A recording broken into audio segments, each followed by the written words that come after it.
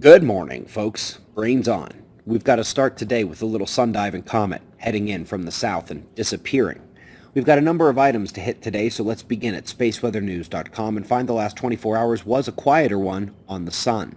We've had no more eruptive behavior. The filaments are staying in their places. We can see the southern coronal hole incoming just below the equator, and the X-ray flux shows the solar flaring production dropping out.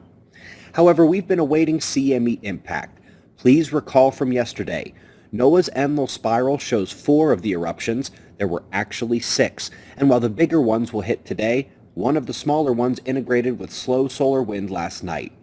Eyes are going to the pink vertical line, which will disappear here to reveal the small but sudden jump in multiple telemetry points. It's a CME, and that includes a rise in the BZ. The other solar wind satellite caught less of the fine detail telemetry changes, but logged a major southward component, a lightning-fast jab to the chin of our magnetic field. Most of the world took the impact very well, numerous magnetometers showing less than 1% deviation in their data, all except Australia, which saw a 300 to 500% increase. If you recall the solar wind data, this matches at around the noon to 2 or 3 o'clock p.m. Sydney time. And while nobody will ever be able to definitively peg that power plant explosion that just happened at the exact same time in this location to the CME impacting and penetrating our weaker field, the full amount of data you would want to make the suggestion is in fact there. And of course, the slightly larger components of the CME should be arriving here later today. Quick note, folks, I am back in Facebook jail, this time for a whole month. Do you want to see what did it? This. Yes, sometime in the last 24 hours they changed the one-day ban to a full month, and it was for this academic interest joke regarding the intellectual stimulation of the stories coming in the morning news. Anyone out there think I was posting something with violent intent or would cause actual injury to someone? Bueller? Zucky, someone's gonna get you. Don't know when, but karma is salivating at you right now. Let's head over to remind ourselves what the global magnetic maps look like.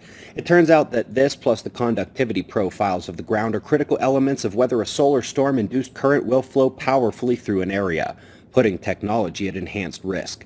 FYI, New Zealand and East Australia have some of the scarier geologic profiles in this realm.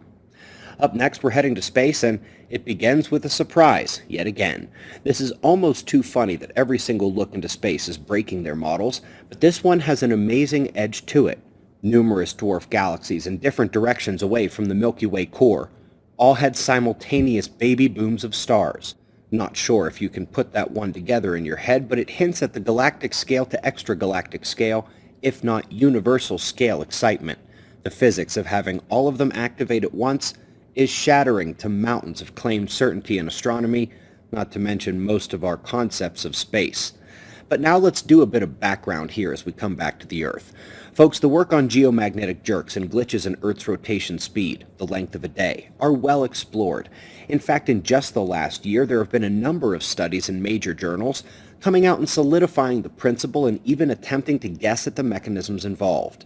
This is either hitting exactly the rotation anomalies or occurring immediately before, and matching numerous cycles known in the subfield.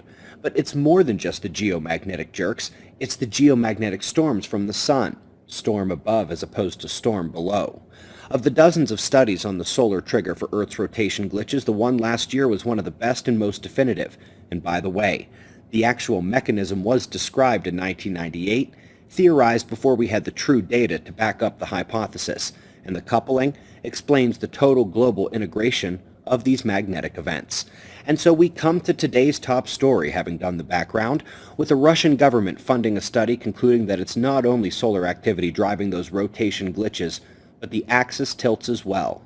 The claim is to fully change the geophysics game and recognize the sun as the driver of things blamed on internal dynamics and Milankovitch cycles. And when the greatest of all solar blasts in the harmonic cycle of 3,000, 6,000, and 12,000 years creates the greatest solar storm at the same time as electromagnetic coupling with the core is working on a geomagnetic jerk on steroids level, what happens to